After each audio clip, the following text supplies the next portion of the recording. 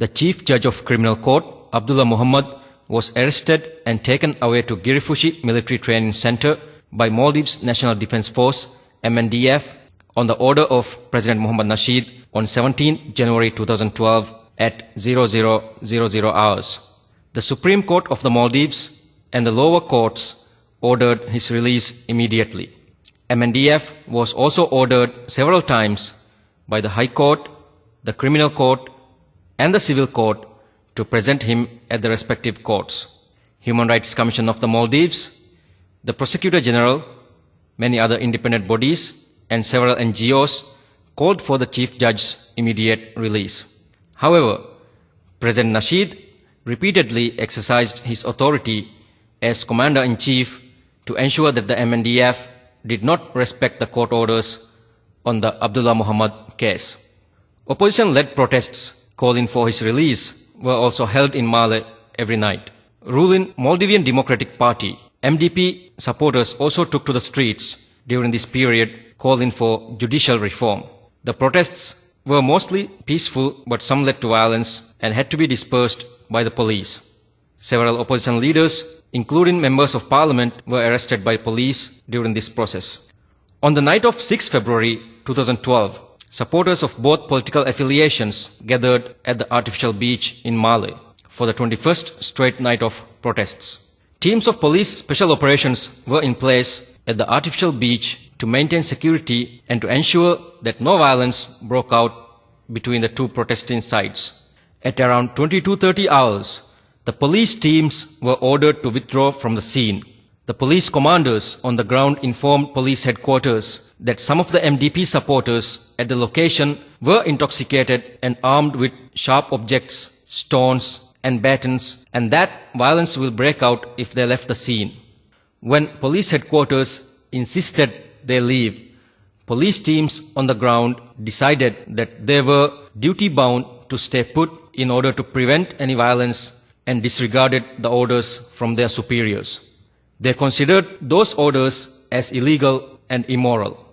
The police remained in place until a team from MNDF arrived at the scene to replace them. Once the soldiers arrived, the police teams moved to Republic Square for debriefing. However, the soldiers themselves were ordered by the president to move to the nearby MTCC sawmill area to reorganize. The commander on ground advised his superior commanders that it was an unwise decision, but eventually moved his troops to the said location on the insistence of his superior commanders. Once all the security forces left the location, violence broke out among the rival protesters and led to injuries to a number of people on both sides. After about 5 minutes, the MNDF team returned and attempted to contain the violence. At around 0030 hours, the police special operations teams at Republic Square learned about the violence in Artificial Beach. One public order unit, POU, consisting of about 30 police officers, decided to move to the Artificial Beach area to try to contain the violence. They felt that they had a legal responsibility to intervene and bring an end to the violence. Yet again, their decision was prompted on moral grounds. Once the police POU arrived at the artificial beach, they were again told to leave. Meanwhile, the defense minister had ordered MNDF to arrest the police officers who had disobeyed the orders from their higher headquarters. The police have mechanisms within their system to address instances of insubordination, and the defense minister's orders were a deviation from normal practice, which further estranged the police. Maldives Police Service, from its establishment in 2005, has been a civilian authority remitted under the Home Ministry. The police team was unhappy with these developments, and in particular the orders that were given to them throughout the night and also during the course of the protests since the arrest of the chief judge. The team left the artificial beach area and ransacked the MDP Haruge on their way back to the Republic Square. They joined with the remaining special operations police at the Republic Square and remained there throughout the night in full riot gear. They were gathered there to make their feelings clear to their superiors. Negotiations were carried out with the dissenting police by teams from MNDF to see if there was a peaceful solution to the situation. The dissenting police were demanding that the Commissioner of Police meet with them and assure them that no illegal orders will be given to them in the future and that they will face no repercussions for their actions during the night. At that point, there were no calls or demands by the police for the resignation of the president. As time went on, more policemen from across Malé and from the police headquarters continued to join the group already in Republic Square. Some were off duty and in plain clothes. The police continued to express their unhappiness and dissent when it became clear that the Commissioner of Police would not speak to them at the Republic Square. Under the guidance of the President and the Defense Minister, MNDF senior leadership decided to curtail the actions of the dissenting police by arresting them by using any means necessary. In the meantime, more and more police continued to join the growing crowd at Republic Square. Once negotiations with the dissenting police failed, orders were passed from the Defense Minister to the MNDF leadership to disperse them using any necessary non-lethal force.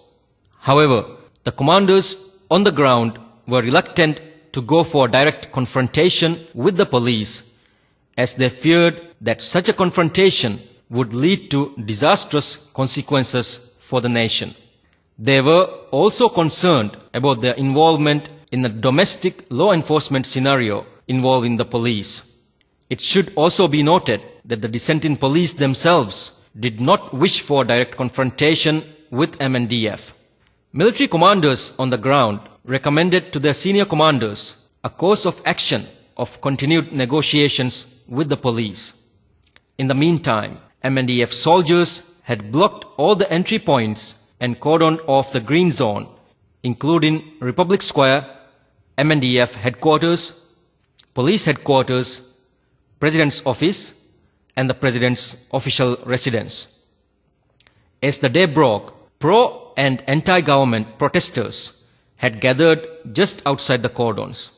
Supporters of MDP were gathered at the Chandani Magu and Orchid Magu junction, and the opposition protesters were gathered in front of the Maldives Monetary Authority building. Members of Parliament and other prominent political figures were present on both sides, and some of the supporters of MDP were armed with domestic weapons such as knives and sharpened rods. Between 0600 hours and 0630 hours, President Mohamed Nasheed himself arrived at the Republic Square under heavy MNDF security and attempted to address the dissenting police. He told them that their actions were illegal and requested them to turn themselves into the custody of MNDF. He went on to imply that the security environment had deteriorated solely by their actions. The President was interrupted in mid-speech by the uproar of the police calling for his resignation. The President moved back into the headquarters of MNDF, where he convened the Defense Minister and the senior leadership of MNDF. He was also accompanied by the Foreign Minister and a ruling party MP. He ordered the Defense Force to disperse and arrest the rioting police using any necessary means. After the senior leadership meeting, the President, Defense Minister, Chief of Defense Force, and other senior officers moved to the entrance of MNDF headquarters. At about 0745 hours, all the gathered police were formed up in a circle in Republic Square, and they started reciting their creed as they do every day during muster. While they were reciting their creed, the Defense Minister ordered MNDF to recall the cordons blocking the MDP supporters. Ground commanders relayed back to the HQ that if the cordons were to be recalled, it should be done simultaneously at both the locations. They also advised their senior commanders that the situation will get out of control if the cordons were recalled. They were subsequently ordered that everybody was to move inside regardless of their concerns and followed the orders accordingly. As soon as the cordon was moved inside, rival protesters moved into the Republic Square, where the police were still reciting their creed.